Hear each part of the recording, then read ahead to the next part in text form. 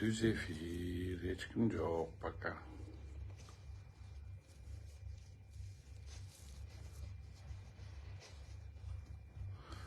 Bir kişi girdi.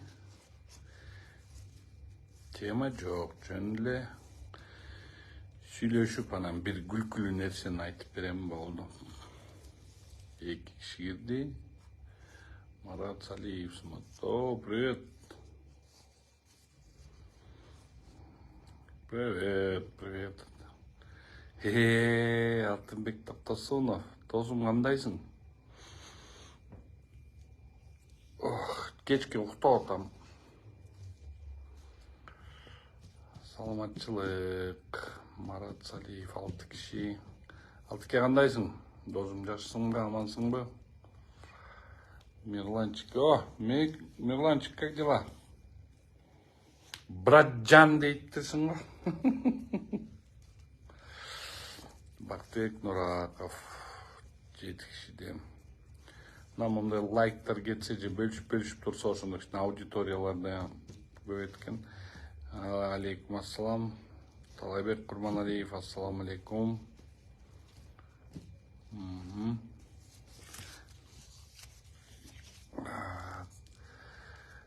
Актан Нурбаев, Актан, кандайсыз? Байке, Маратша Байке, салам алейкум. Был свидетелем, как два министра во время рабочего дня занимались в спортзале «Авангард». Это Иманов Талант, Турумбаев Мелис, Минприрода. Ну, это не ко мне, я это просто шутки ради написал. Вы просто на русском ответили. Вчера я просто, это как бы шутки ради, министр в шортиках, это было по приколу. И я просто по приколу написал. А вот фейк-фабрики, их владельцы прямо аж бесятся, когда вот говоришь, вот давайте, вот, и своих фейков запускают. Здесь фейков мало осталось, все фейки, оказывается, на YouTube уже перешли с ТикТока.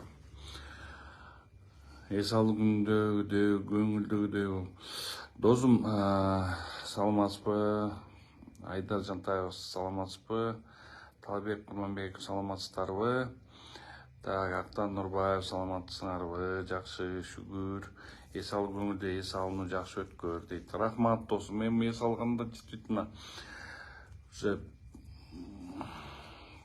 мындай бияп келгенден бери уйку эле басып атат. Элдин баары көлгө барып түшүп атса, мен так чыкпай атам да. Уктап эле кечке эле уйку басып атат.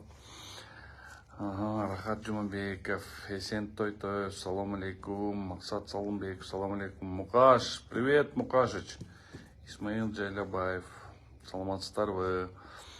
Бабыршан, ассалам алейкум. Бабыршох Ходиров. Зафарга чал, Зафарга айткам. Аскарбек Мукамбетов. Так, нас 26 киши эфирде, саламатсыздарбы, азыркы Ысык-Көлдөн, эфир Ысык-Көлдөн. Действительно, көл сезону абдан өзүнүн кызуу маалында экен. Погода кичине оорураак болуп атат, бир жан жаап, кайра күн ачылып, бирок ошол бул көлдүн илгертен бери эле өзүнүн жүргөн турган турпаты ошол да. Азат Султаналиев, ассаламу алейкум. Ассаламу алейкум. Аскарбек Мукамбетов, Жумабаев, Анархан, Жумалиева, саламатсыздарбы. Ринат Садырбаев, саламатсыздарбы. Салтанат Муратбекова, саламатсыздарбы. Саламатсызбы. Руслан Газиев, көлдө жан дейт го. Жан бир кетип атат, кайра келет, жан кайра чат, кайра келип атат.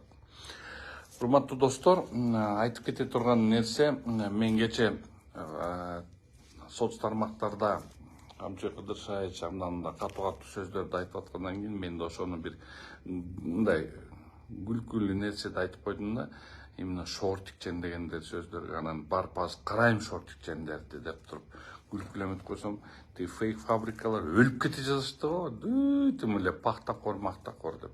Мен пактакор болгон эмесмин, бул силер пактакорсуңар. Анан тет жерде бир далбандар бар экен, силер далбансыңар, кээ бирлерчи ушинтип туруп жөн эле акча иштеп жазгандар. Силердин немеңерге мен көңүл бурбайм, потому что силер далбансыңар. уже улутты эметип элесиздер. Наоборот, силерди таап туруп, ушу ГКМБлар силерди таап туруп, ушу национальный розын тигине мындай деген беренелерди коштуруп камап салса, ошондо натыйжа чыкмак да. Ада силер сөзүн ачыгын айтып коеюн, тетиги жаңылдан ушу бирөөнү жугундук көрсөңөр да ошол силер.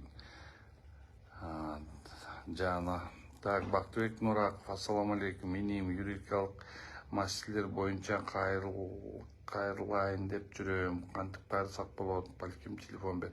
Личкага жазыңыздар, ошол жака личкадан телефонду берейин. Элмирбек Матыбаев, ассаламу алейкум. Канат аба кандайсыз? Элмирбек, Кудай шүгүр, баары жакшы. Атанура, сизди үнүңүздү укпай көрбөй кабарлардан алыс болуп калдык дейт. Рахмат. Улан Ибраимов, саламатсыздарбы? Жаныш Тойчубеков, саламатсыздарбы? Гүлнара Каримова, саламатсызбы, Гүлнара жакеси? Как здоровье, шеф? Ничего, шүгүр бар тең. Урманбетов Назгуль, здесь уже лучше стало, здесь прохладно, и бек жакшы. Урманбетов Назгуль, саламатсызбы? Аман Жумабаев, саламатсызбы? Нуржан Исмаилов, саламатсызбы? Накыркши Манас Камчыбеков, саламатсыздарбы? На ошонтип туруп, ошондой бир тамашакөй немени жазып койсом, тим эле фейктер аман эле болгулачы. Силерден ошо наоборот мындай силер кожоюндарыңарга айтып койгулачы, силердин кожоюндарыңар ошо карап атса да керек. Бир айтып кете турган нерсе да. Силер ошентип туруп наоборот элди кыжын кайнатып атасыңар, наоборот настраивать элди против власти. Силер эмнеге ошондой жумуш кыласыңар? Өзүңөр бийликте олтуруп алып туруп, анан кайра бийликке мындай эметип койсо кайра пахтакор деп ордуңар талаш болот деп коркутасыңар. Ой, кереги жок, ордуңар силерге эле буйрусун. Аскарбек Мухаммедов, Канат аба селекция боюнча суу маселеси боюнча биздин туугандар камап койду. Буга кандай карайсыз? Мен ойлойм, бул туура эмес деп. Мен ойлойм, туура эмес. Булар айыргастан чыкты да. Суусу болсо эмес болсо чыкпайт болчу да. Бул туура эмес деп эсептейм. Нуржан Исмаил, саламатсызбы? Руслан Казиев, Канчек Ташиев министрлер счетчиктен эс алгандар көрбөйүн деген өзүңүз кызмат статусуна дал келбейт да турабы, кандай дейсиз, мыйзам жол бербейт. Но эми министр болобу, кимиси болобу, отпускада болсо эмне, кто ему запретит? Отпускада болсо же командировкада болсо, кто ему запретит? Мыйзам да жазылуу, отпускада болсо шорттиктен эмес, мага демек стрингичен жүрсө да баары бир да. Воскресенье эс алуу күнү шортчан барып эс алып кармалсам, мыйзамда кандай кылат же соттолуп кетет. Мен дагы бир жолу айтып атам. Трудовой кодексте жазылуу суббота, воскресенье эс ала турган күн. Бул бир. Бул бир. Суббота, воскресеньени эч ким айта албайт. Бул бир. Экинчисинен мамлекеттик трудовой кодексте трудовой отпуск деген бар. Ошо трудовой отпусктан эметилсе, то ким кандай укугу бар аларды камаганга. Конечно, жумуш күндөрү иштеш керек. Бирок действительно бир чети айткандар эле туура да. Камча Кыдыршаевдин айтканы эле бир чети туура. Эмне дегенде биздин кээ бир министрлер мындай да, эптеп министр болуп эле машине, буларга машине, кожаный кресло, анан тантанкай бир секретарша. Анан кийин могу жерде анан деп монтуп кыйын сүйлөгөн. А в реальности могу жерде мээ жок да. Министрлердин, ачыгын эле айтайын, министрлердин мындайча айтканда 70% кичине мындай курунамыз, текебер, мээси жетпеген, даже айыл өкмөт боло турган деңгээли жок немелердин баары очокто отурат. Эми бул алардын өзүн, Акылбек Жапаров өзүн акылдуу сезип атат, ошо Акылбек Жапаровдун өзүнө окшош немелерди жеткизип кое алса керек ошол жака.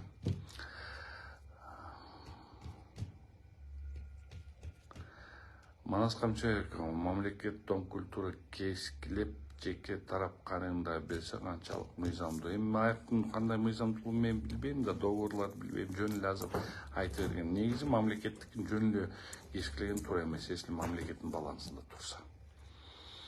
Асылбек Топчубеков, саламатсызбы? Биктур, салам. Биктур, салам, привет, как дела? Жабраил Байболов, Кенжебек Кенинбаев смотрит, салам алейкум, Айбек, Каныбек, Маудалиев. Поэтому мен айтып аткан нерсем бул бүгүнкү күнү ушул кызык окуялар, мындай бийликте кызык окуялар болуп атат. Эми ошол окуяларды эми биз эмне кыла алабыз? Биз эч кыла албайбыз. Биз только мындай карап турушубуз керек. Эми карап турабыз, эми карап туралы. Султан, привет. Саламатсызбы Канат мырзанары? Саламатчылык, кандайсыз сиз? Калыбек Элеманов, саламатсыздарбы? Гөл соонун болуп атат. Бияктан действительно мен баягы кыйналып, өтө эле катуу кыйналып жаттым. Бир жумадай төшөктөн тура албай, давление 200-гө чейин чабатты. Азыр мына бияка келип, кичине суу, бияк кичине эмерек салкыныраак болуп, абдан соонум болуп атат. Өзүмө келдим окшойт, бирок кечке эле уктап атам. Ошон үчүн мен кичине өзүм мээримди сериктеп алайын деп эле жыргап атсам керек. Арсенбек Мурабов, привет, Арсенчик, как дела? Ассаламу алейкум, байке, кандайсыз? Кутманов жөнүндө өз арашыңыз. Кутмановдун жөнүндө мен силерге айтып кетейин. Кутманов Динаранын мен адвокатымын. Силерге ошону сразу айтып кетейин. Динара Кутмановдун адвокатымын. Бул иштер боюнча жагдайлар толугу мен билем. Фонддорду, тияк бияктарды мен баарын уже мындайча айтканда карап чыккам, документтерди карап чыккам. Кылмыш аракеттери Динара Кутмановда жок. Аны биз төргөө маалында азырынчасы Динара Кутманова боюнча эч кандай төргөө амалдары баштала элек, бирок фонддор боюнча болуп атат төргөө амалдары. Бирок сразу айтып кете турган нерсе, Динара Кутмановнун ошол жакта коррупция беренеси менен ошол жака смысл жок, потому что мен документтердин баарын карап чыктым, өзүм изилдеп чыктым. Ошону айтып коеюн силерге. Эми ал дагы эсиле эметсек, то бизде дагы көрсөтчү нерселерибиз бар. Просто мен ойлоп атам, камчак кыдыршайычты тергөөчүлөр баягы деле айтып атпадым эле. Тергөөдө деле ГКМБда дагы өтө мындай туура эмес информацияны берип туруп, камчак кыдыршайычка дагы туура эмес маалыматтар жеткизип атышат. Талант, ассаламу алейкум, Канат Куда дейт. Салам алейкум, Талант. Кандайсыңар? Азыр негизи мыйзамдан чыгып кетип бараткан жокпузбу негизи? Эми каяктан мыйзамдан? Көп эле жерден чыгып кетип атабыз. Через эле чыгып атабыз го мыйзамдын чегинен.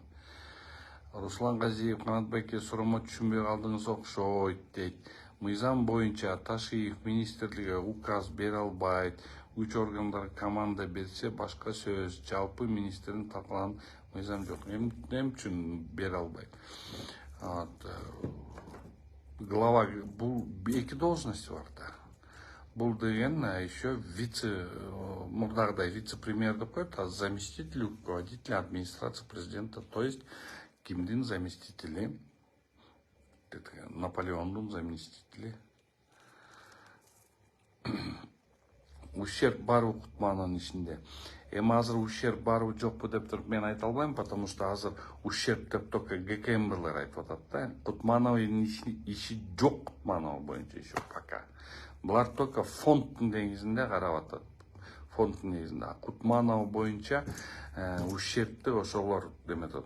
Алар, например, тергөөчүлөр азыр ошол мол ущерб деп айтылса, то биз ал ущербти силер давайте силер доказывать этип бергиле ущербти, а биз болсо обратный доказывать этебиз деп айтабыз. Бирок бүгүнкү күнү мен айтып атпайм.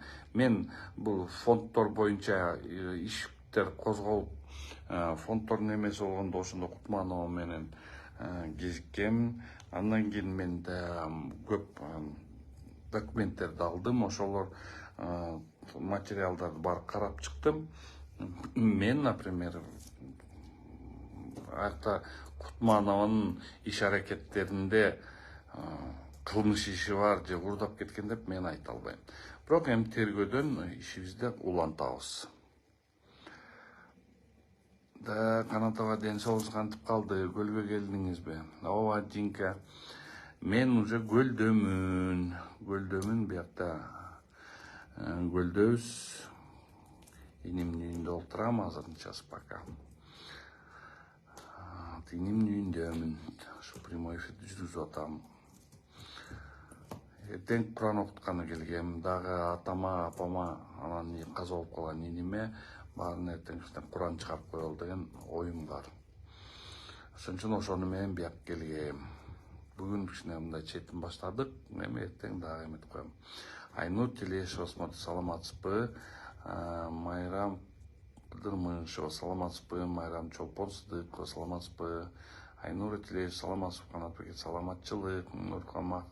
Нурмухаммад Исаков, Рыз Жекшиналиев. Эй, балам, кандайсың, Рызка?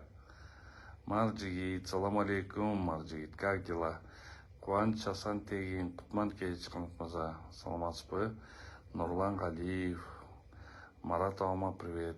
Тинка, привет, передам завтра обязательно. Я у Жаныбека дома. Ташиев черныйлар чыгып кеткиле деди, чыгарбай туруп камаса болбой, есть черныйлар бар экенин билсе. Мындай да бизде деген правовой государствобуз. Бизде правовой государствода кылмыш иши болуп, ошол негизинде гана кылмыш курамы болсо, ошол негизинде гана камайт. Жөн эле камай бербейт. Эми силер азыр биякта Ташиев черныйлер тигине мындай деп айтты дейт. Эми, например, иштин жагдайлары боюнча же бир заявление түшсө, бул ушундай кыл десе, конечно, любой силовой структура камайт. Анан бияктан жөн эле чыгып кеткиле десем, может, предложение дал тем, которые действительно уже кылмыш заявлениялары бар. Эми буларда өздөрүнүн балким материалдары бар. А так, если кылмыш иши болбосо, эч кимге тийишкен укук жок, эч ким. Мээринбек Исакбаев, саламатсызбы? Руслан Казиев, он же зам по силовым, он же зам по кабине по силовым вопросам, но он зам по профилю. Он заместитель министра, заместитель кабинета по силовым структурам. Правильно, да, он зам. Но силовые структуры тоже, статус-то есть зама. Эрнест Субанов, салам алейкум, братан, кандайсың? О, Эрнест, кандайсың? Жакшы. Эльмира Жубанова, здравствуйте. Эрнест, кандайсың? Жакшысыңбы, иним? Кутман Кеч, Канатеке, Кутман Кеч, ден соолуктун караңыз, кабыл болсун дейт. Рахмат. Нурлан Галиев, саламатсыздарбы? Максатбек Ибраим, саламат. Уланчик, привет, Досматов, Улан Досматов. Оруп жатсаңыз, айып кетиңиз. Ооруган жокмун, просто ошол күндөр давление болот да, ошондо магниттин буряларды айтып атышпады, анан ысыкка чыдабай кетип. Как раз заодно биякта кичине Куран окуталы деп атканбыз. Куран окутуп коеюн деп аткам. Анан көлү келсек, тим эле жыргап калдым. Бирөө уйку басып атат да. Турдумамат Арзыбеков, саламатсыздарбы? Анан ошону деген айтып коеюн дегем, ушундай бир тарчоктор бар экен. Уланчик, алейкум ассалам. Ошондой бир тарчоктор бар экен, ошондор наоборот эмелерди эметсең, тиякта фейк фабрикалардын чоңдору заказ берсе керек, талкуулагыла деп. Кайсы бир эмени жазбайын, боктогон эле боктоону үккүн келе берет. Но аман болгула, силер да аман болгула. Ушу боктогондор акчаңар буйрсун, кусаңарга тойгузула, алды эле, ала бергиле. Жаман дегиле, мен таарынбайм. Ала бергиле акчаларын алып, наоборот, ушуну курсактарыңар тойгузуп алгыла. Айжамал Шалаева, салам алейкум. О, привет, Айжамал, как дела у тебя? Нормально? Нурлан Алманкулов, саламатсызбы? Ассалам алейкум, алейкум ассалам. Канат Байке, селекция Сары Өзөн жаңыртуу боюнча калман канча негиздүү. Мен иштин жагдайлары мына Каныбек Малдалиев мен сизге айтып берип атам. Ушуларды 2 айга камалды. Мен негиз айтам да, мен сууну ушукта айла жогунан чыгышты да. Анан хулиганка мен камады. Иш жагдайлары ошондой болсо карайт. Бирок мен ойлоп атам, что муну туура эмес, камабай эле коюш керек болчу. Эмне ооруп топтотуңуз жалпоо жатканды дейт. Жок. Эметип ооруган жокмун. Ден соолук жакшы, шүгүр бар тең. Тамаша суроо, чай канчадан экен, көлдө экен. Чай канчадан экен билбейм, мен чайды айылында бекер эле, иним үйүндө бекер эле чай ичип атам. Айда анан, привет, Айдик, как дела? Мирлан Асаналиев, салам алейкум. Айжан жакшы байке, ден соолук жакшы. Чүгүр ден соолук деле жакшы.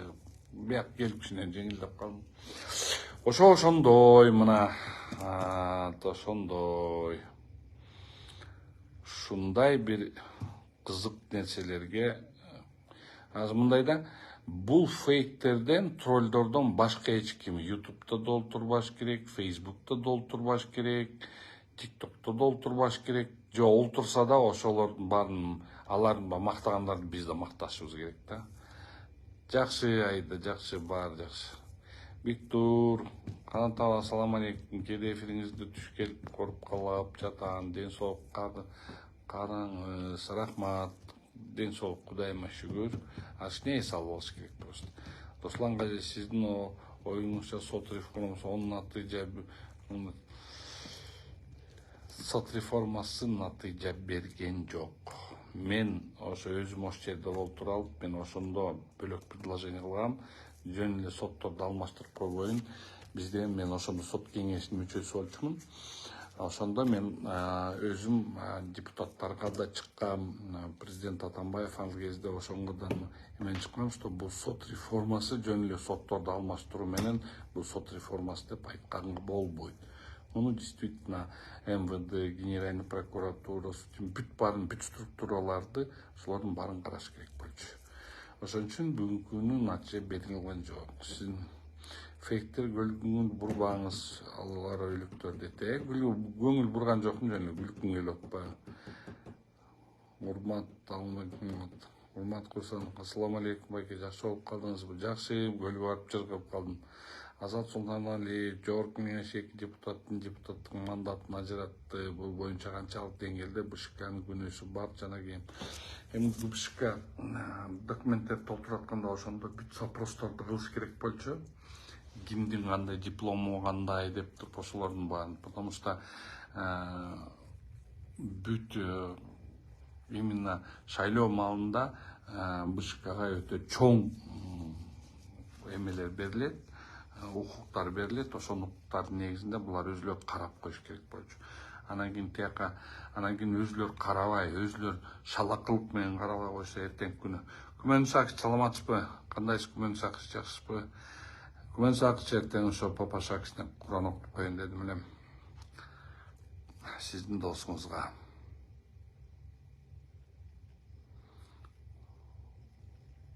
Ошон үчүн БШКны БШК өзү караш керек болчу. Эми БШКны анан кийин ГКМБ же бирөө МВД таап калса эле, анан БШК кайра аларды ажыратып калат экен. Ажыратпай эле эмеде болбойсуң. Мына азыр анекдот айтмай абдан мода болбоду. Мен деле ошо биздин ажооздун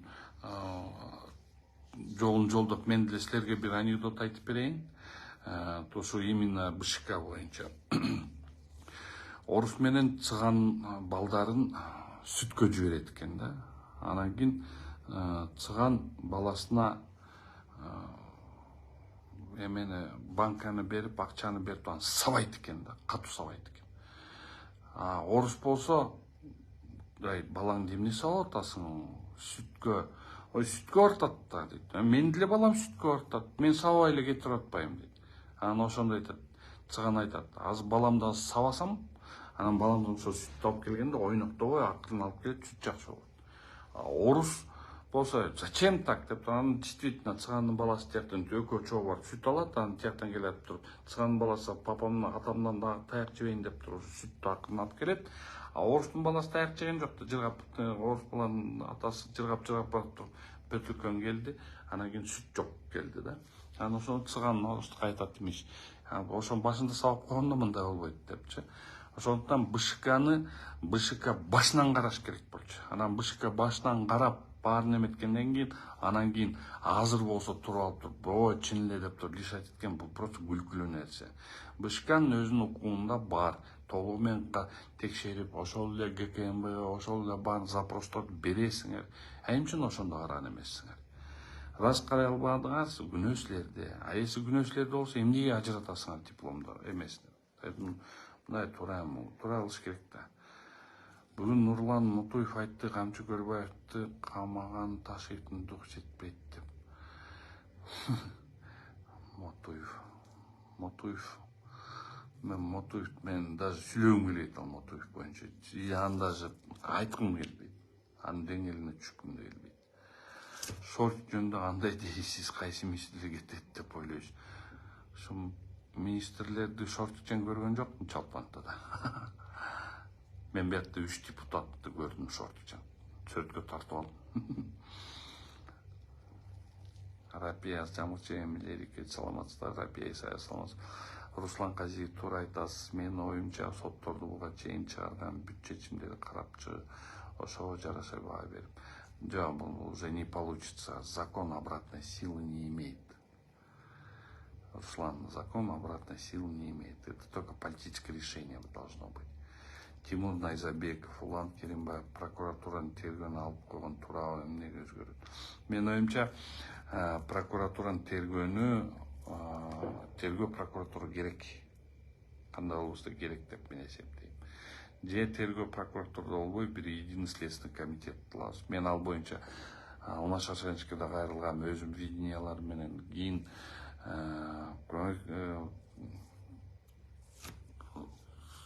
Соронбай Шариповичке да кайрылгам. Момдай кылалы.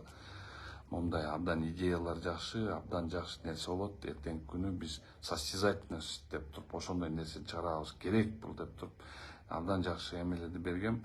Даже ошондой айткам, ошондой силер өткөзүп мага возможность бериле, мен ошолордун баарын ошо силерге реформа кылып берейин, единый следственный комитет кылып берейин.